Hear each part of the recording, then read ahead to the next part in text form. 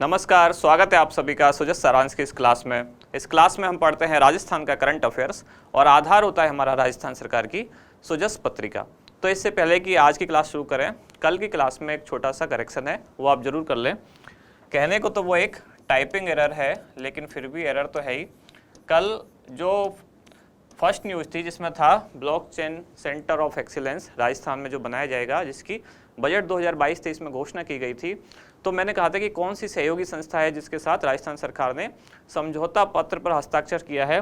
तो कल की क्लास में लिखा हुआ है आईआईटी कोटा, लेकिन आईआईटी कोटा नाम से कोई संस्थान ही नहीं है। ये दरअसल टाइपिंग में एक आई टाइप नहीं हुआ था और मैंने भी उसको आईआईटी ही बोल दिया है। ये इंस्टीट्यूट है आईआईटी कोटा, यानी कि Indian institute of information technology Kota. तो कुछ लोगों ने कल कमेंट किया था, उनके कमेंट्स मैंने पढ़ के फिर मुझे लगा कि एक जो है वो एरर जा चुकी है, उसको बाद में हमने करेक्ट भी किया है। और आपको जो पीडीएफ मिला है टेलीग्राम से, जो आप पीडीएफ डाउनलोड करते हो, तो उसमें बाद में करेक्ट कर दिया गया है। यह है आईआईटी कोटा। तो अब शुरू करते हैं आज की क्लास। देखते हैं पहले हेडलाइन क्या क्या है। शुरुआत में सबसे पहले न्यूज है जयपुर मेट्रो का विस्तार होगा। तो ये सामान्य सी एक खबर है। इसमें एक नया फेज शुरू कर दिया गया है, जहां फेज बंडी जिसको नाम दिया गया है, और मानसरोवर से अजमेर रोड चौराहे तक अब मेट्रो शुरू की जाएगी। इधर विश्वास स्वरूपम का लोकार्पण। तो विश्वास स्वरूपम क्या है? ये भगवान शिव की सबसे बड़ी प्रतिमा है जो स्थापित की गई है, इसके बारे में जानकारी लेंगे। फिर अगली न्यूज है महिला अत्याचारों के प्रति राजस्थान पुलिस सख्त और सुशासन ही संकल्प। तो ये सामान्य प्रशासन की खबर है। यहाँ एक ये चीज़ जरूर निकल के आती है कि ऑपरेशन गुड़िया जो चलाया गया, ये किससे संबंधित था? भीलवाड़ा जिले में वर्ष 2019 में लड़कियों की खरीद फरोख्त संबंधी घटनाओं को रोकने के लिए। अब आगे चलते हैं अगले पेज पर। यहाँ मुख्यमंत्री के निर्णय, जिसमें एक निर्णय है रिप्स 2022 के लाभार्थियों को विद्युत शुल्क में छूट दी जाएगी। तो ये रिप्स 2022 क्या है, इसको हम आज की वीडियो में देखेंगे। और अवैध शिकार की रोकथाम के लिए 24 घंटे मॉनिटरिंग की जाएगी, जिसको 3 चरणों में चलाया जा रहा है। पहला चरण, दूसरा चरण, तीसरा चरण। तो ये कौन सी योजना के तहत है? ये है वाइल्ड लाइफ सर्विलांस परियोजना। तो इस योजना को आज हम पढ़ेंगे।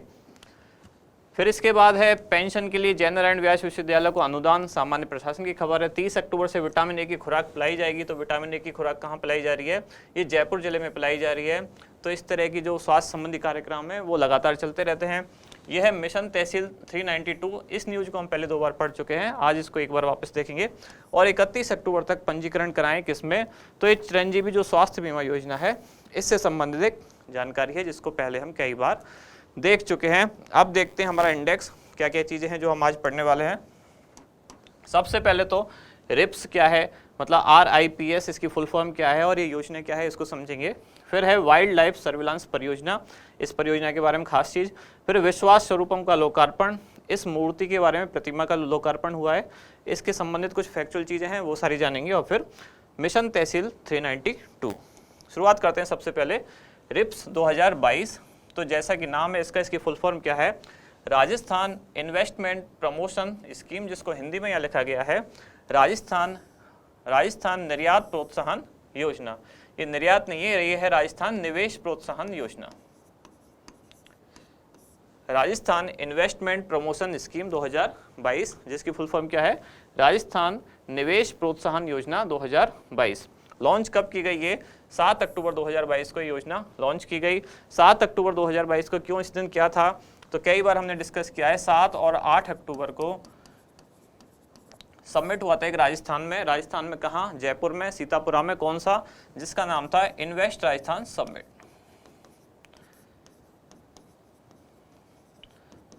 इन्वेस्ट राजस्थान समिट 2 दिन चला, 7 और 8 अक्टूबर को जयपुर के सीतापुरा में। कई बार पहले हम इसको पढ़ चुके हैं, जिसकी थीम क्या थी? Committed delivered. तो उसी दिन 7 अक्टूबर 2022 को ये रिप्स 2022 लॉन्च की गई। इसको आप करेक्ट कर लें जरूर। राजस्थान निवेश प्रोत्साहन योजना है इसकी फुल फॉर्म। समय अवधि क्या है इसकी, कब से कब तक है ये? तो 7 अक्टूबर 2022 से 31 मार्च 2027, यानी कि लगभग 5 साल ये रहेगी। ये मतलब 5 साल की इसकी समय अवधि है, तब तक ये लागू रहेगी।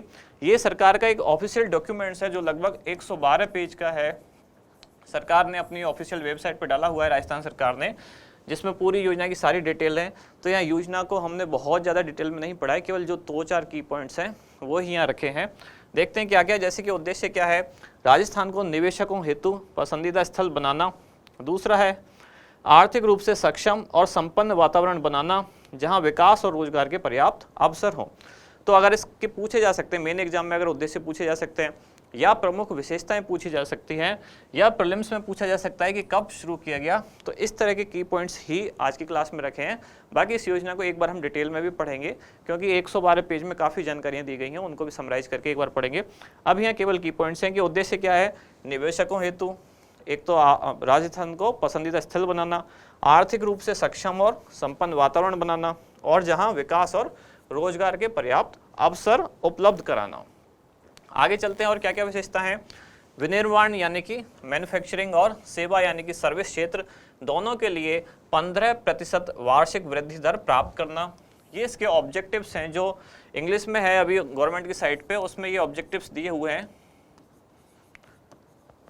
उसमें से एक ये है कि जो मैन्युफैक्चरिंग सेक्टर है और जो सर्विस सेक्टर है दोनों के लिए 15% वार्षिक वृद्धि दर प्राप्त करना और 2027 तक 10 लाख लोगों के लिए रोजगार के अवसर सृजित करना।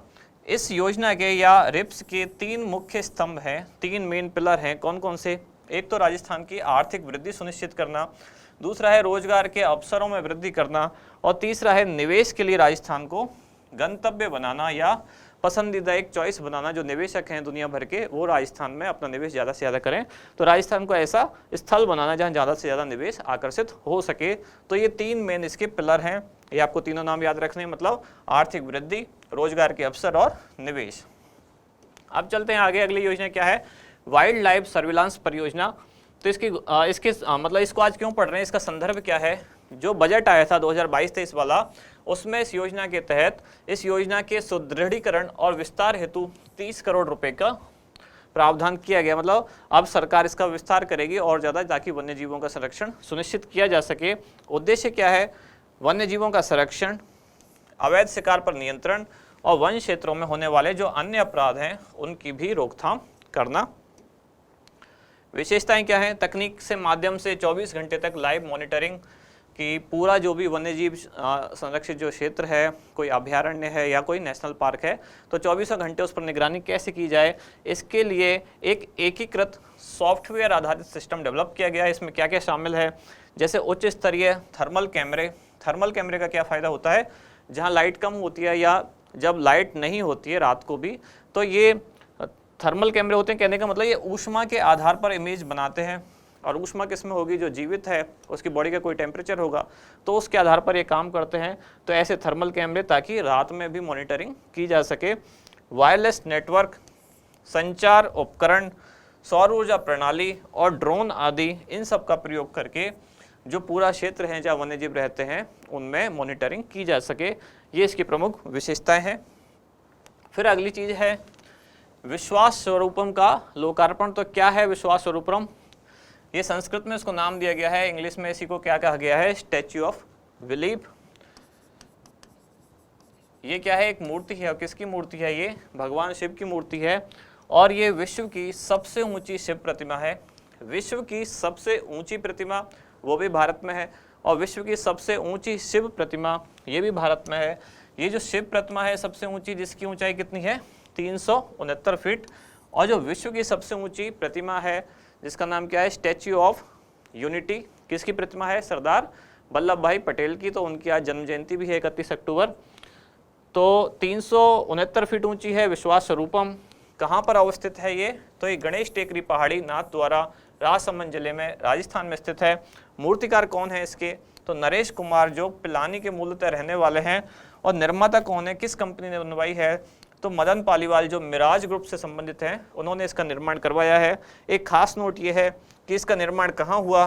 तो मानेसर जो हरियाणा में है, वहाँ नरेश कुमार के प्लांट में इसका निर्माण हुआ और बनने में लगभग इसको 10 साल का समय लगा। अब चलते हैं आगे अगले न्यूज़ की तरफ। ये है मिशन तहसील 392।